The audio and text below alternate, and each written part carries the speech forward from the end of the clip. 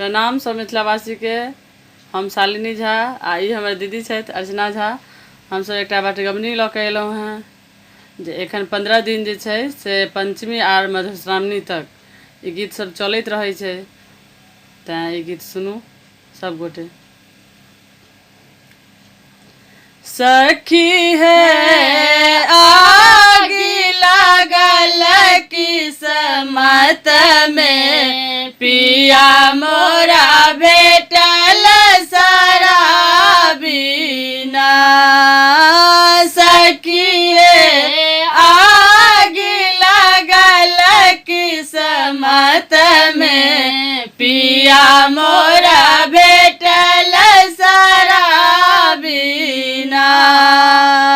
घर बिका गेल गरारी बिका गेल, घर बिका गेल गरारी बिका गेल, खेत कल पसंद सखी है, खेत कल पसंद सखी है। आग लागल किस्मत में, पिया मोरा भेटल शराबीना। सखी है आग लागल किस्मत में, पिया मोरा भेटल शराबीना।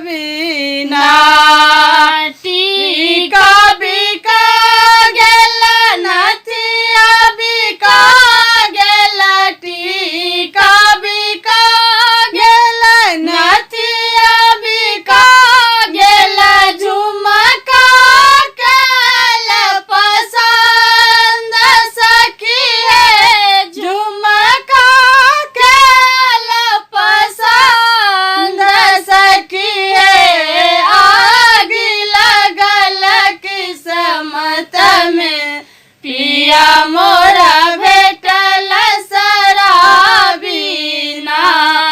सखी है आग लागल किस्मत में, पिया मोरा भेटल शराबीना।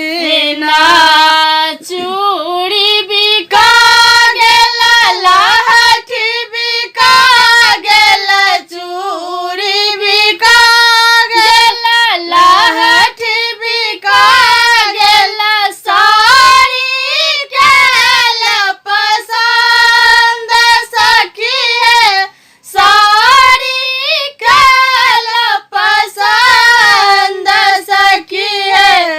आग लागल किस्मत में, पिया मोरा भेटल शराबीना।